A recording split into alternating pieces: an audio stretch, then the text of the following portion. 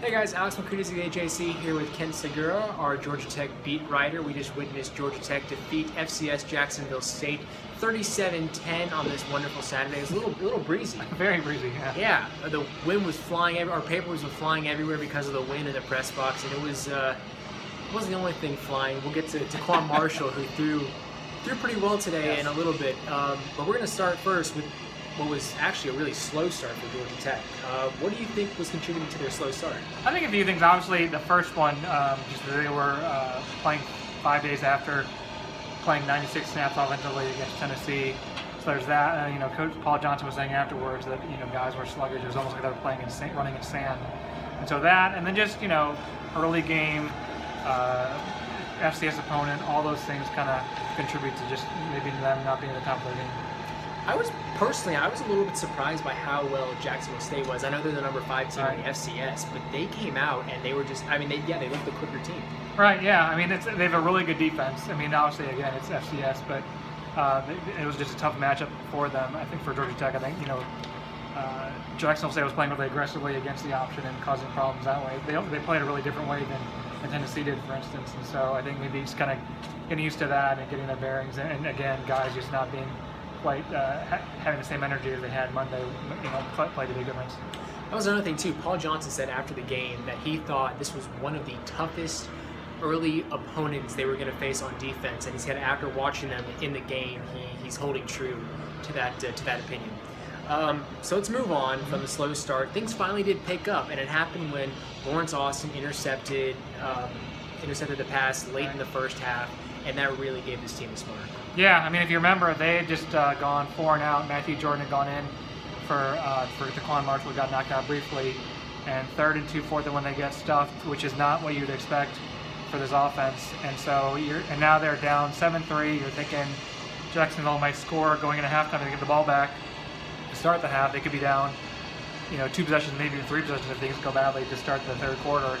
But Lawrence Austin picks them off, and that's 2 plays later. Marshall's throwing to Ricky June in the end zone, and now it's the score is flipped, and the stadium's into the game all of a sudden. And so it was a huge play.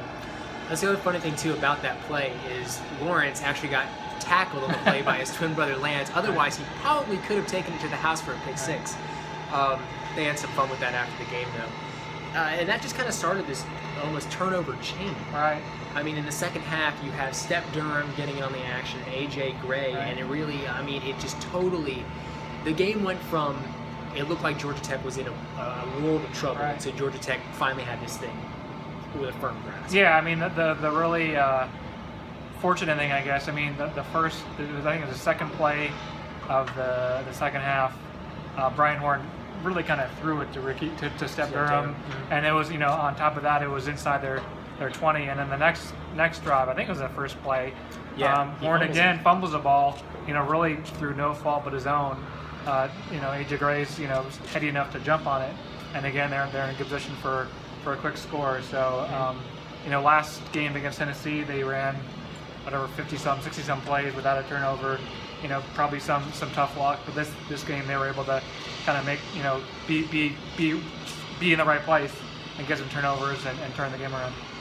And the funny thing about that was that even though they were causing these turnovers and they had good field position, they could not move the ball on the ground. It came back to this Jacksonville State team having a very, very good defense until you put the ball in the arm of Daquan Marshall, who had a very good game throwing the ball. He was 5 of 7, 112 yards and 3 touchdowns. Yeah.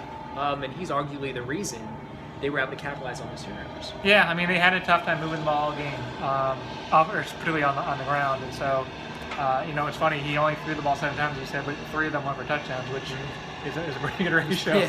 So, it's funny, we saw him run 44 times for 249 yards. I think it was last week, 5 touchdowns, and you see a different side of him.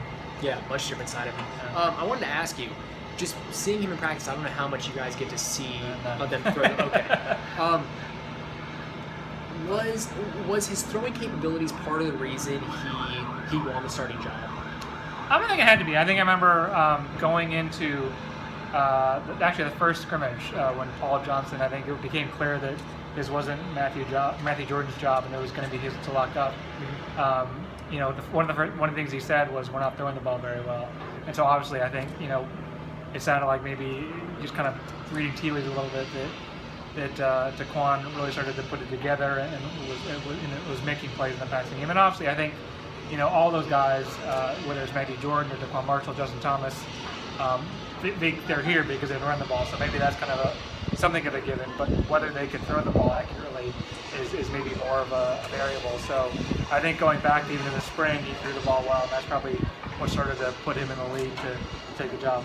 I was going to say, there's like on some of his out routes he was hitting, or the comeback routes, there was zip on the ball. Yeah. And it's a nice tight spiral too. It's not, I didn't want to call it Justin Thomas's throws ducks. Right. But they weren't the prettiest in the world. Not always, yeah.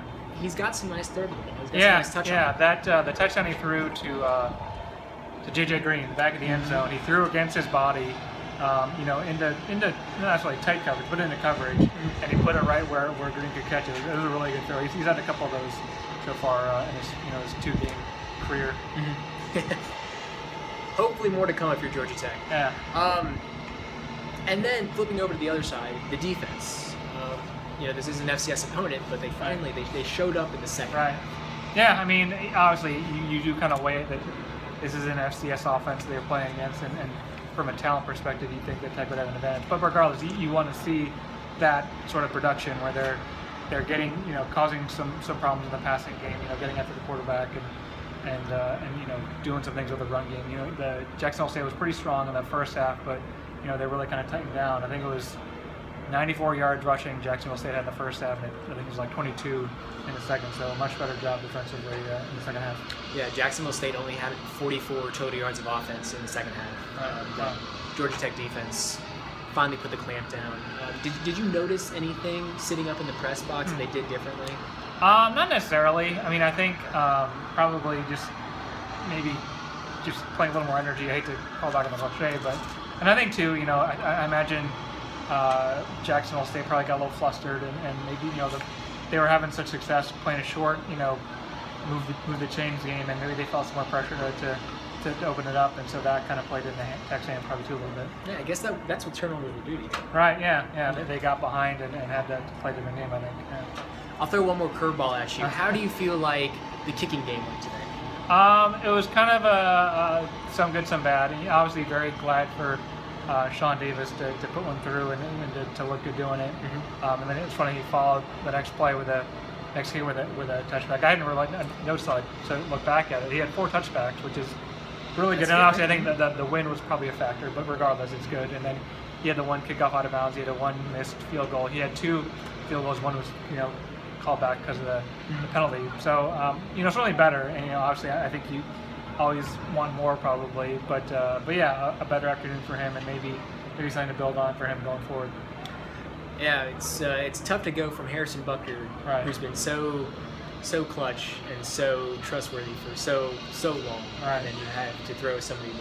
It's just it's tough. It could be a crutch for them the whole year. Yeah, it's funny. I remember before Harrison came, there was all this talk about Georgia Tech needs a special teams coordinator and our kicking game is terrible and blah blah blah. And I suppose if Sean Davis had come then, you're like, hey, this guy's pretty good. But coming after the school's all-time scorer, probably bigger shoes to fill for sure. Yeah. I don't know. The way Daquan Marshall's going right now, he might soon be the team's all-time leading scorer. Possibly, yeah. I don't know what his pace is, but let's see, 30 points in 2 games. So yeah, he's got a good pace. He's doing pretty well, as is Ken Sugiura. You can always follow him for any of your Georgia Tech related news. Thank you very much for joining us. I'm Alexander T. Makrides. We'll see you next time. Thanks, Alex.